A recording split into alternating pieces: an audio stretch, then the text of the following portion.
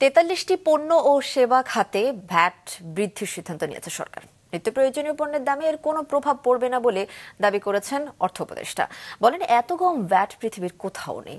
সকালে সচিবালয়ে সরকারি ক্রয় সংক্রান্ত উপদেষ্টা পরিষদ কমিটির বৈঠক শেষে সাংবাদিকদের তিনি আরো বলেন, নিত্য প্রয়োজনীয় দ্রব্যের উপর ভ্যাট প্রায় শূন্য করা হয়েছে।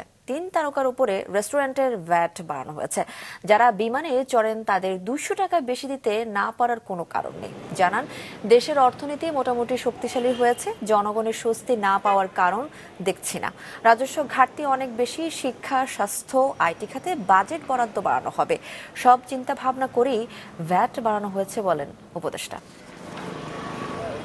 একটা পোর্শন আমি তো ইনকাম ট্যাক্স বাড়িয়ে দিতে পারবো না চট করে।